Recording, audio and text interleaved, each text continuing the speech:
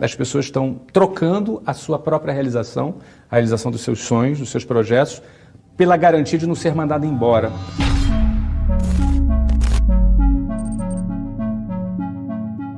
Sim, vale a pena empreender. Eu sou bastante enfático em propagar com todas as minhas forças e espaço público nas redes sociais que empreender vale a pena. Isso é uma afirmação que eu faço baseado na minha experiência de 20 anos empreendendo no Brasil, baseado na experiência de ajudar pessoas a empreender no Brasil.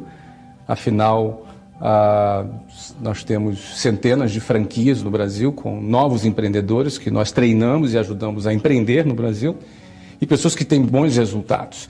Porém, a ressalva é que a gente diz que vale a pena empreender no Brasil apesar de vários fatores. O maior empregador do Brasil não são as grandes multinacionais, mas sim os micro e pequenos empresários. Então, apesar disso, parece que toda a estrutura estatal ignora esse fato que tem uma grande importância e contribuição na economia, e o que inclusive sustenta o próprio Estado.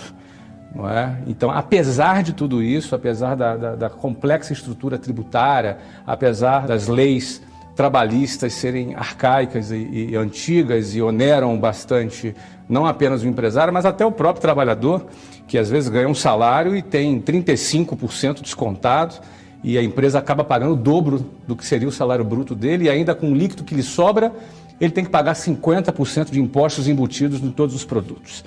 Ou seja, no final das contas, o empregado ficou com 15% do valor que ele gerou e 85% foi para a estrutura de INSS e o próprio governo em forma de impostos. Esse ambiente hostil é como se você fosse ter que sobreviver numa selva onde as regras da sobrevivência são desconhecidas para quem mora num ambiente urbano civilizado. Não é? Então, no fundo, essa frase ela tenta colocar o quão realmente é desafiante empreender nesse cenário. Mas eu diria para você que, apesar disso, a gente aprende a lidar, a gente aprende, e no fundo, infelizmente, e muita gente tem bastante dificuldade de entender isso, quem é penalizado é o trabalhador, não é? Porque ele tem alguns direitos que o protegem, entre aspas, né? A proteção estatal é refletida em forma de quê? Não, ele tem um 13º, ele acredita, as pessoas realmente acreditam que tem um 13º salário.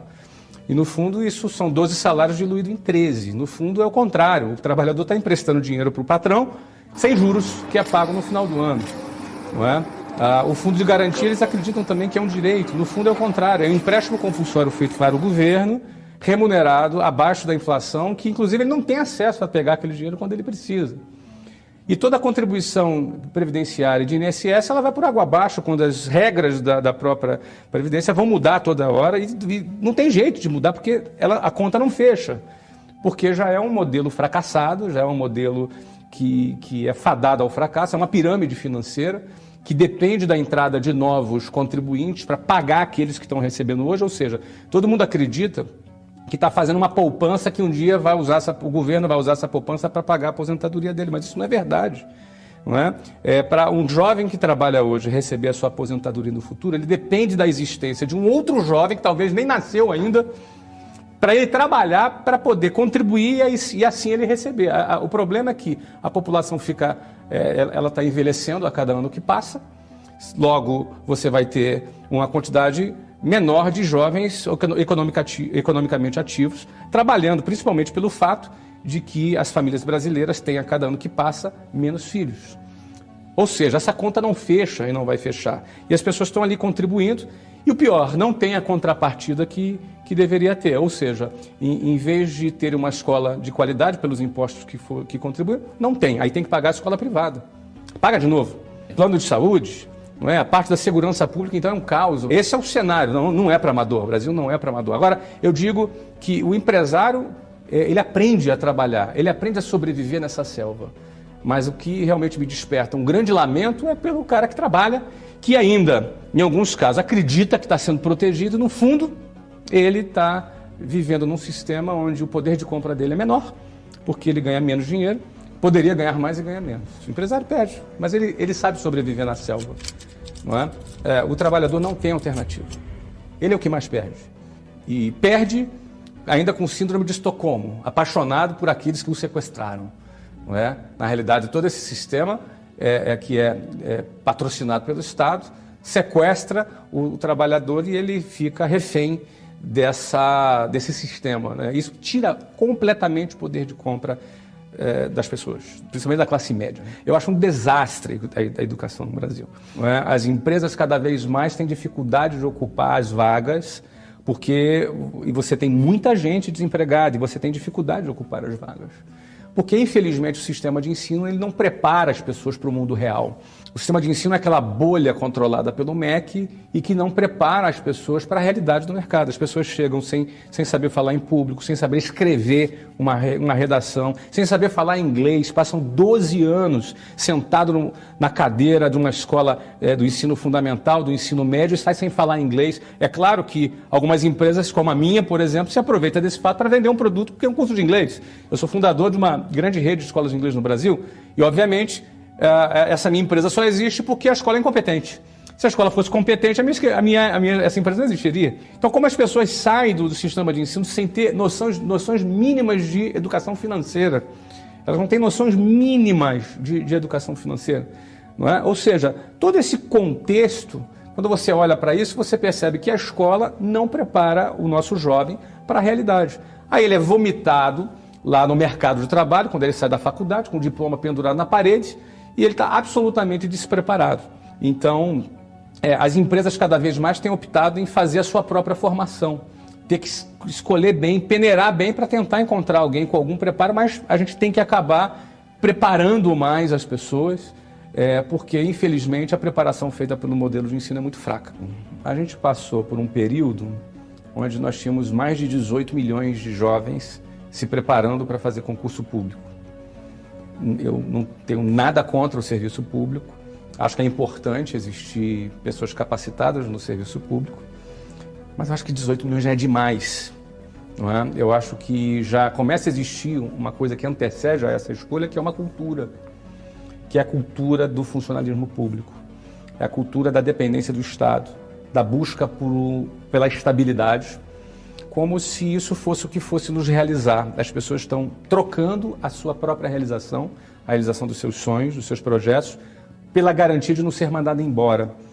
Eu acredito que isso é pensar muito pequeno, isso é muito pouco. Não estou dizendo que as pessoas não possam trabalhar no serviço público, não tem nada de indigno nisso. O Brasil precisa de bons servidores públicos, mas a busca pela estabilidade é uma cultura medíocre que começou a ser difundida no Brasil, e eu fico imaginando se o Bill Gates tivesse sido funcionário público, em vez de ter criado a Microsoft. Pessoas que, em vez de terem aberto um negócio na sua garagem, como acontece muito aqui nos Estados Unidos, tivessem buscado simplesmente trabalhar no sistema, no serviço público, para não perder o emprego, não é?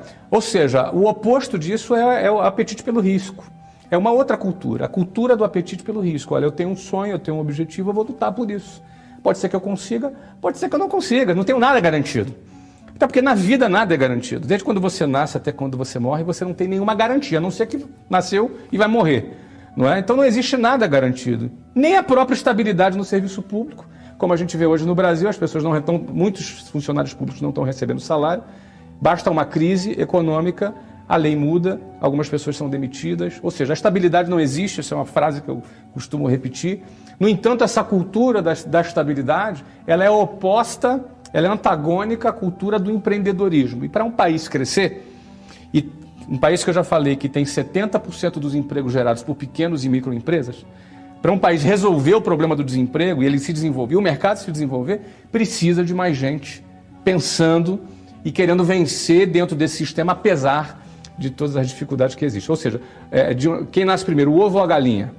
Quem nasce primeiro é a mentalidade do empreendedor. É o cara que no meio do caos ele vai conseguir enxergar uma saída, ele vai ter a coragem de abraçar essa saída e ele vai, no meio da lama, despertar ali uma flor bonita, ou no meio do deserto ele vai criar um oásis e a partir daí as coisas começam a se desenvolver. Ou seja, as pessoas têm muitas vezes a impressão que tem que estar num lugar perfeito, num lugar de ambiente econômico perfeito, de ambiente político perfeito, que aí sim, agora eu posso empreender. Não, não é verdade. Tem gente fracassando na Noruega, tem gente fracassando nos Estados Unidos, na Singapura, e tem gente vencendo na África, Tem gente vencendo no Brasil, tem gente vencendo em países que têm um ambiente muito menos favorável. Então, quem nasce primeiro entre o ovo e a galinha é a atitude empreendedora que nasce primeiro. A partir daí, as outras coisas elas acontecem.